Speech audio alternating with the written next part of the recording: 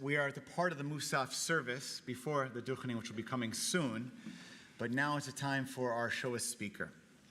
And one of the questions that we have around, how did this come to be, or why do we do this exactly now, is there's a section of Musaf on Yom Kippur called Ela Eskara, These I Will Remember. And it's typically, if you looked at our Machzor and you'd leaf through it perhaps this afternoon, it gives a listing of all kinds of typically rabbis during the time of the Hadrianic persecutions, Emperor Hadrian and Roman times in the land of Israel, who sadly was killing and murdering our people and rabbis in particular just for being Jewish.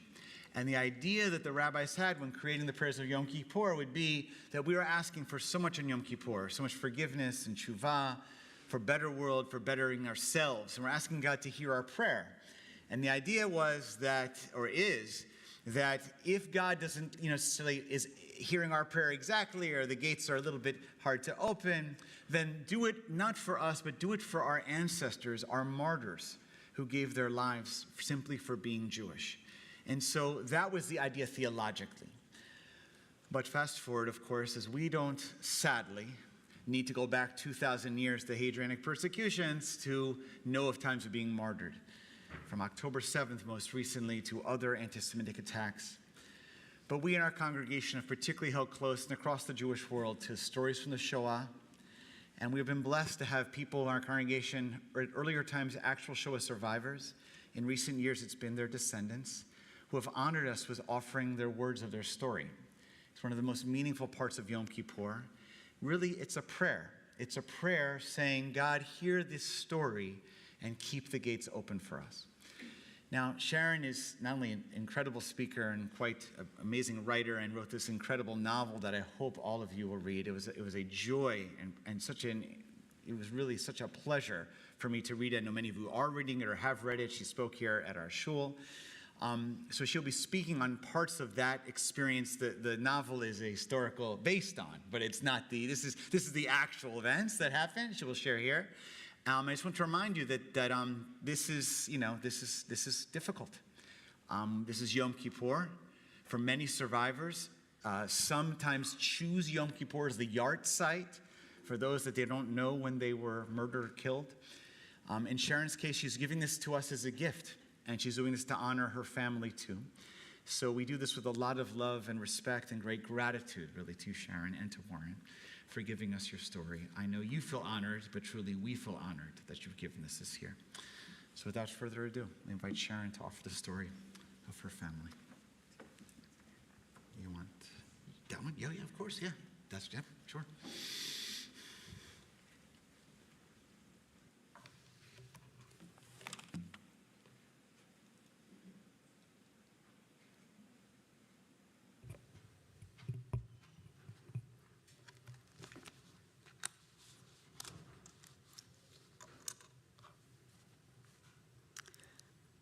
Let me begin by saying Gamar Chatima Tova. I also want to consider the word Tova. In Hebrew, it means good and goodness. It is also one of my daughter's Hebrew names because she was named after my maternal grandmother, Gita. Gita was one of the strongest women I have ever known. She, along with my mother, Evelyn, and my Aunt Helen, was a Holocaust survivor. Growing up in suburban New Jersey, my brother nicknamed Gita Sarge, short for sergeant, of course. During my child and teen years, my grandmother lived with my family through the spring and fall seasons. My brother often called our grandmother by that nickname to her face, and she loved it. She would laugh every time, and in my mind, I can still see the pride on her face. Here's why the nickname Sarge made my grandmother chuckle.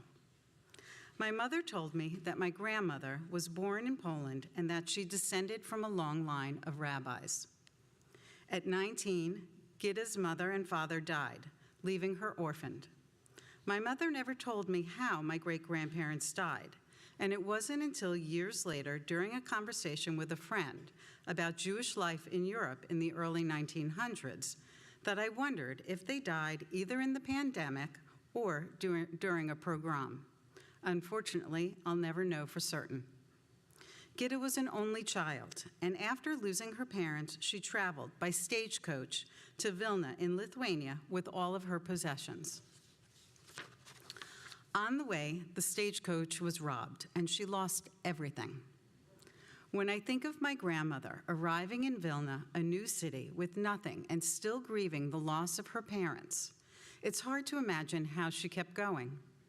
But my grandmother was resilient with a capital R. Once in Vilna, she rebuilt her life.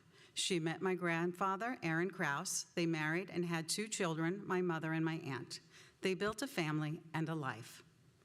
Only there was more in store for my grandmother and the new family she'd built. As some of you know, and as the rabbi just mentioned, I've written a book called The Lost Baker of Vienna, which came out in August. My mother, aunt, and grandmother, the 3 strongest women I have ever known, inspired my novel. I spent decades researching that book, and I'll try, as I continue to talk about my family, to not also give you a history lecture based on my research, but instead the personal story about real people. From a young age, I knew my mother, aunt, and grandmother were survivors. There was never an aha moment for me. However, for years, my mother spoke sparingly about her war experiences. That changed when I was in college and came home on a school break. I was taking a class in Judaism, hoping it would be an easy A.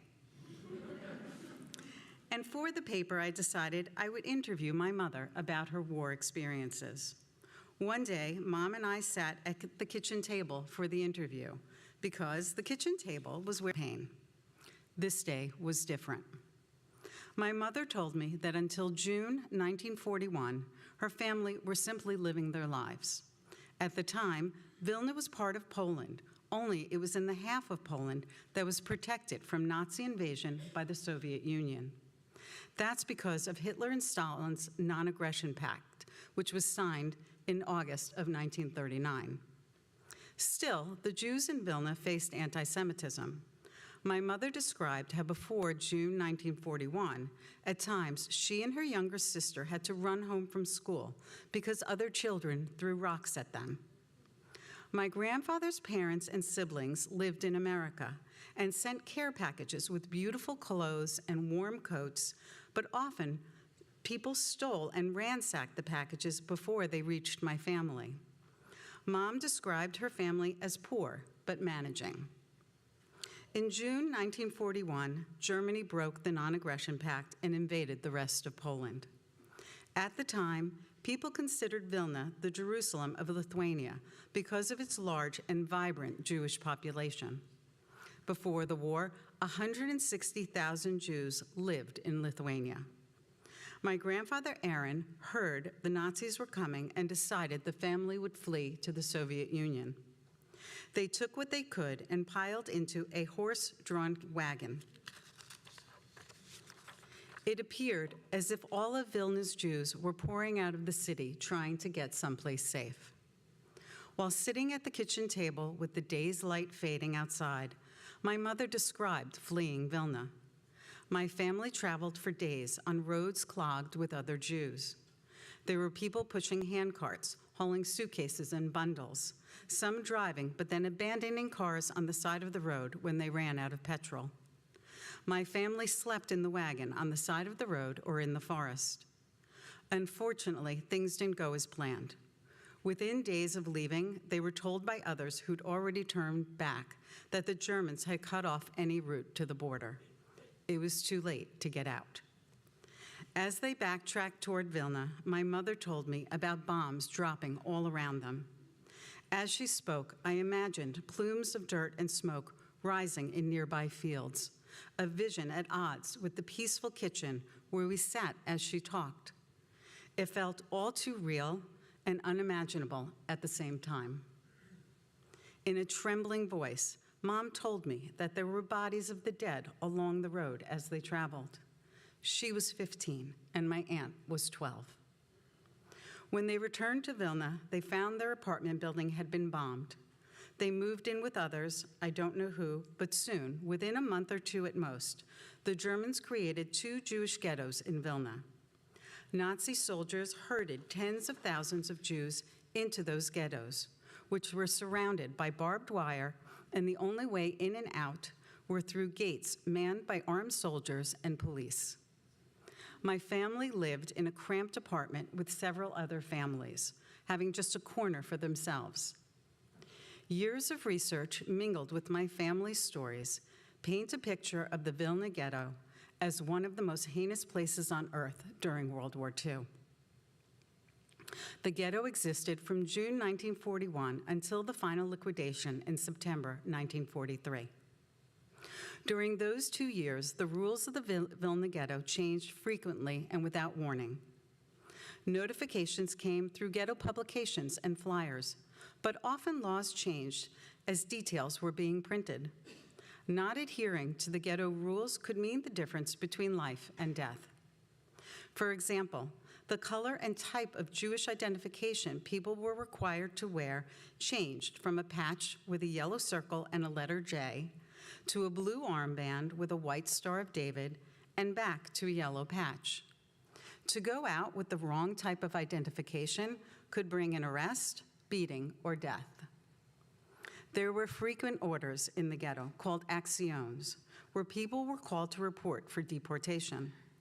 Sometimes those actions were for men or families. At other times, they were for children. During 2 roundups of children, my grandparents hid my aunt, but not my mother, who looked older than a teenager. One time, my aunt hid in a pickling barrel with holes cut in the top. My grandfather sat on the lid as SS soldiers searched their apartment. My aunt described this episode to me at my mother's shiva 25 years ago. She said the vinegar came up to her neck and she had just enough space to lift her head so she could breathe. I remember her saying she smelled like vinegar for a week. I remember my mother telling me a similar story of a search for children where a Nazi soldier tugged my mother's blonde hair and asked my grandmother, with her dark hair and eyes, if she belonged to them. My grandmother said that she was their only daughter and only child, as they hid my aunt. Luckily, the soldiers left and they did not hurt my family. The authorities routinely rounded up people in the ghetto, told them they would go to work or a detention center, and then transported them by truckloads to the Ponnery Forest outside the city. There, the Nazis stripped, then shot and killed tens of thousands of Vilna's Jews. I know about Ponnery not from my mother. Despite the many ways she opened up to me about her experiences after that conversation when I was in college, she never mentioned the forest. Neither did my Aunt Helen. I learned about Ponnery in my research. I'm certain my family knew of it because over the years, word spread about what was happening in Ponnery, and it spread to the ghetto. The tragedies in Vilna stacked up. One such tragedy was known as the Night of the Yellow Shine. A shine was an official work order from the Nazis. In October 1941, shines were given to Jewish men with a trade. If given a shine, a man could keep 3 family members with him in the ghetto. My grandfather, Aaron, received a shine. There were only 3,000 work orders given out that night. There were 30,000 Jews at the time in the ghetto, and if you do the math, there only 12,000 people were going to be allowed to stay. My grandpa, Aaron, was lucky, not only because he received a shine, but because there were only 4 people in his family: him, my grandmother, my mom, and my aunt. Other men weren't so lucky. If a man had 3 children, parents, or siblings, he had to choose which family members would stay and who would be sent to their deaths. At that point, they suspected or knew what would happen. My mother told me that on the night the papers were distributed, men reported to a courtyard and tore each other apart in the streets to get their hands on a work order. Within days, by murdering thousands, the Nazis reduced 2 ghettos to 1. Over the next year, it became clearer to those in the ghetto that eventually it would be fully liquidated. A coordinated resistance formed as people tried to take action and save the remaining Jews in the Vilna Ghetto before the final action came from the Gestapo. During that time, my grandfather and several other men built a hiding place in the attic of an abandoned building. They gathered barrels of wheat and other non-perishable foods that they stored in the hiding place. The word for these hiding places, which became fairly common in the Vilna Ghetto, was Melina. I've tried to find it in various dictionaries under various languages, but the best I can come up with is that it is slang for a hiding place. My grandfather had their hiding place ready by the time of the final liquidation in September 1943. Once again, the remaining Jews were told to report at the ghetto gate for transport to a concentration camp or labor camp. My family and 4 other families did not report as ordered. Instead, they went to their Melina. They stayed there together for at least 4 or 5 months, with about 18 people in the space. Over the long, harsh winter months, they took turns crawling out of their hiding place in the middle of the night carrying a bucket. Once outside and under the cover of darkness, they would catch the water dripping down a drain pipe from melting snow on the roof. This allowed them to have drinking water in the Melina. They lived like that, survived like that, for months as their food dwindled and symptoms of malnutrition and starvation set in. Several of them grew swollen and bloated. Eventually, they heard people moving into the empty building in the apartments under the attic. Their first thought was that maybe the war had ended. They had no radio and no way of knowing what was happening in the outside world. One night, my grandfather and another man went out to investigate. They didn't come back, and my grandmother, mother, and aunt feared the worst, that he'd been captured and killed. A few days later, their Melina was discovered, and they were surrounded by gun-toting Nazi soldiers. They were skinny, weak, and desperately malnourished. I recall my aunt saying that the soldiers surrounded them as if they were the worst criminals, but they were just emaciated parents and children. She would have been 14 at the time, and my mother 17. A miracle happened because they were sent to Lakashi prison, the prison in Vilna, instead of being sent to a concentration camp or the Ponary Forest to be killed. There, they were reunited with my grandpa Aaron. He'd been beaten, but he was alive. They were in prison for a few days to a week, and one day, to their surprise, they were sent to a second ghetto in Kovno. Conditions in Kovno were slightly better than in Vilna. The Gentiles of the city tried to help the Jews by smuggling in extra food and medicine. My family hoped to ride out the war there, but unfortunately, that was not the case. In the fall of 1944, the Nazis liquidated the Kovno ghetto, ordering the Jews to report to a field on the edge of the city. My family marched through the streets with countless others. Einsatzgruppen randomly shot into the crowd from rooftops above, and that was how my grandfather was murdered. Shot by Nazis in front of his daughters, my mother and aunt, and in front of his wife, my grandmother Gitta. They were left no time to grieve or say goodbye. Instead, they were herded onto trains heading for the Stutthof concentration camp. The college conversation I referenced earlier was the first time I ever heard in depth about their hiding in Vilna, or that they'd been sent to a second ghetto. It was also the first time I learned the name of the concentration camp, Stutthof. My mother explained that because it was late in the war, 1944, and because they were some of the healthiest women in the concentration camp, they were taken out of the camp each day to work. They dug trenches to lay ties for the German army. The guards fed them once a day in the morning, and their meal, if you could call it that, was a thin slice of bread and watery soup made from potato peels. That's all they received for a grueling day of backbreaking work. I've since learned through my research that Stutthof was a work-to-death camp. If a prisoner was too weak to work, they were shot, whipped to death, or sent to the gas chamber. Even if prisoners were sent to the infirmary, they would be killed by lethal injection. Before my grandfather's murder, he instructed my mother, aunt, and grandmother that if they were ever caught and sent to a concentration camp, to go in under different last names. He told them this because the Nazis had already torn apart families in the Vilna ghetto, and he believed they would seek to separate a mother and two daughters.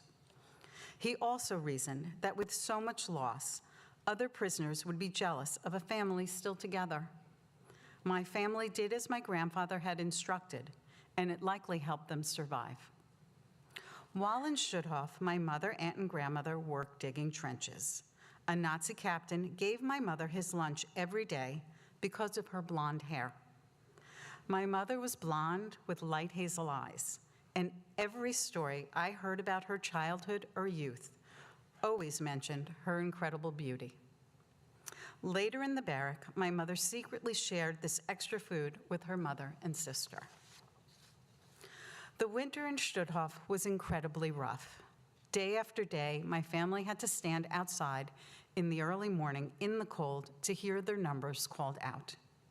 If you stumbled or were too weak to stand, guards would beat you and whip you, likely to death. At one point, they received blankets.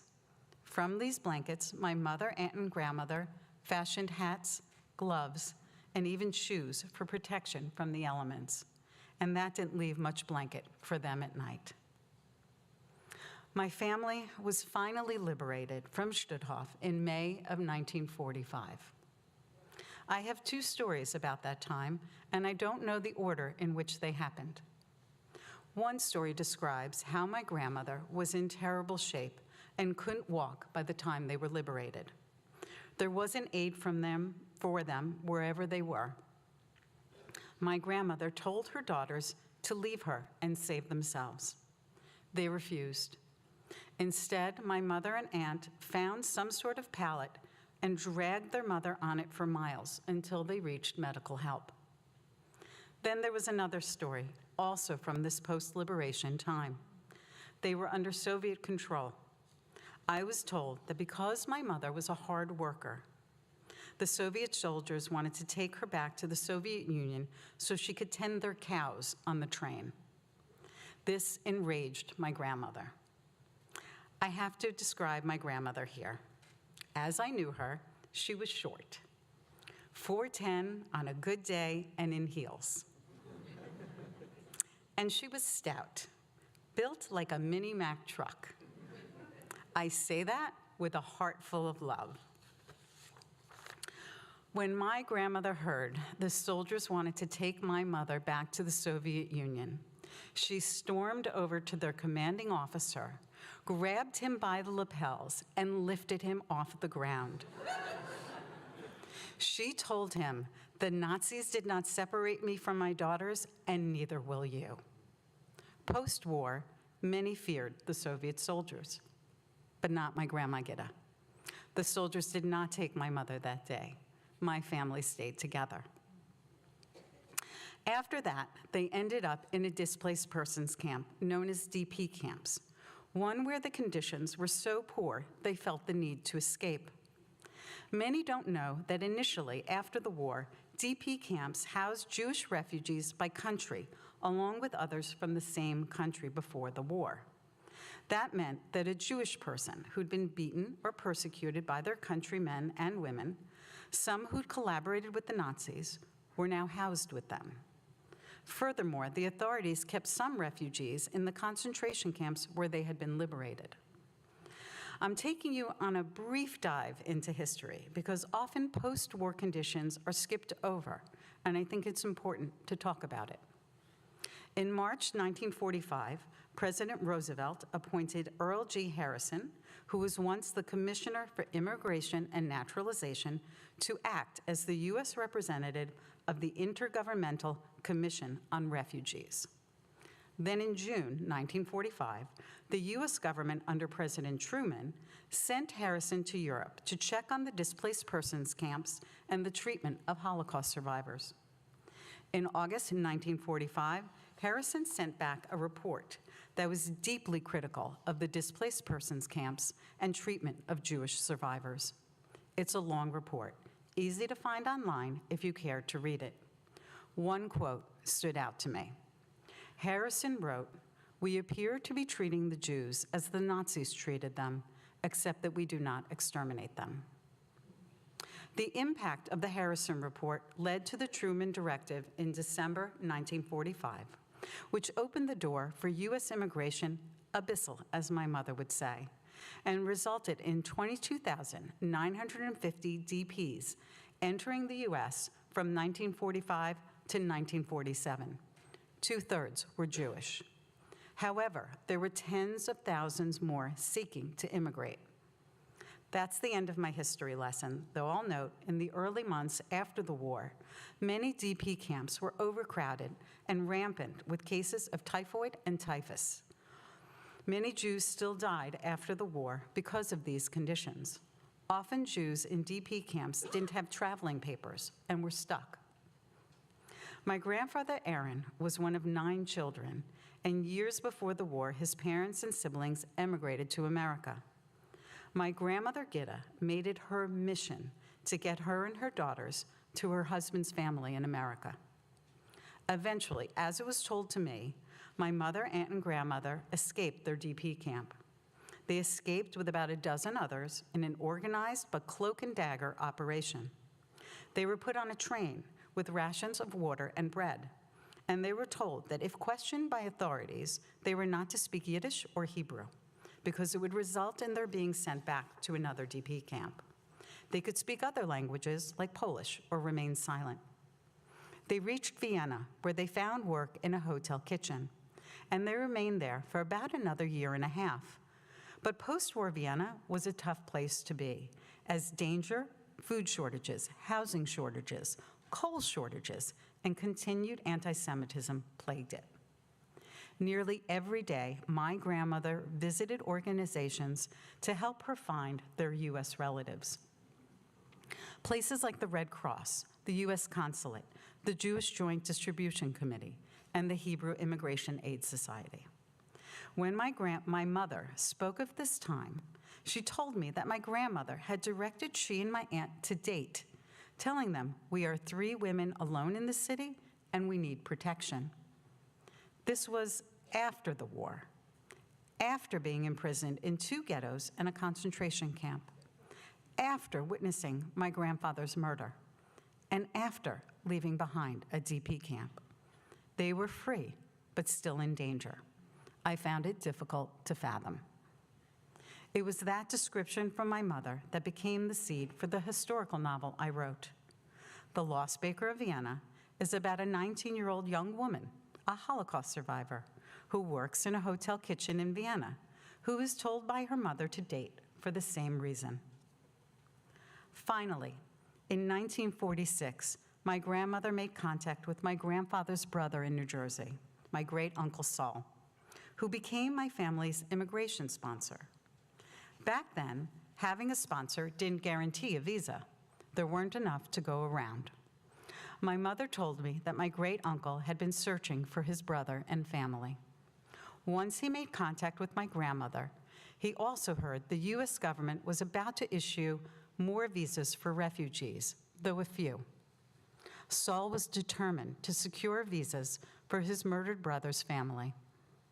The day before the visas were to be issued by the government, Uncle Saul closed his business and took the train into New York City from New Jersey.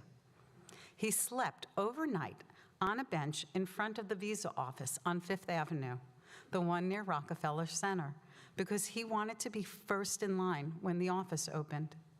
He wanted to make sure he secured visas for my grandmother, my mother, my aunt, and my aunt's new husband, my Uncle Paul. My family arrived in the United States in February 1947 on a ship named the Marine Percher that came from Bremen, Germany. My mother, aunt, and grandmother are all gone now, but I know in my heart that they would cavil over our large family today. They have children, grandchildren, and great-grandchildren. On this most holy of days, I want to take a moment to talk about another miracle for my family. In my research, I learned there was an underground school in the Vilna ghetto. For a period before the ghetto's liquidation, the Judenrat required children to attend school. The Judenrat was the ghetto's Jewish council that Nazis put in charge in occupied territories, and they were responsible for making sure Nazi orders and laws were followed. The numbers in my research may have been anecdotal, but it stated that out of the thousands of Jewish children that attended the schools in the Vilna ghetto, only about 3 dozen survived. My mother and aunt were 2 of those children. I began my Shoah speech by telling you about my brother's nickname for my grandma Gitta, Sarge. I think by now you see how the name fits and why she loved it. My mother, Evelyn, was proudly Jewish and religious. I grew up in Temple Israel in Springfield, New Jersey, which is a modern Orthodox synagogue. The kind of shul where men and women sit separately. We attended Shabbos services on most weekends. I know, deep in my kishkas, that my standing here today, telling you my family's stories on Yom Kippur in my synagogue is the best tribute I can give to my mother. She would be immensely proud.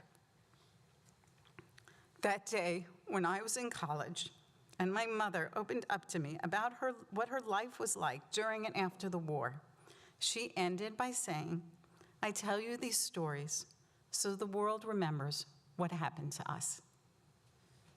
Thank you to every one of you for bearing witness to my family's stories.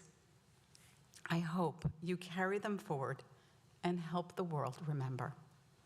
I wish you all an easy fast.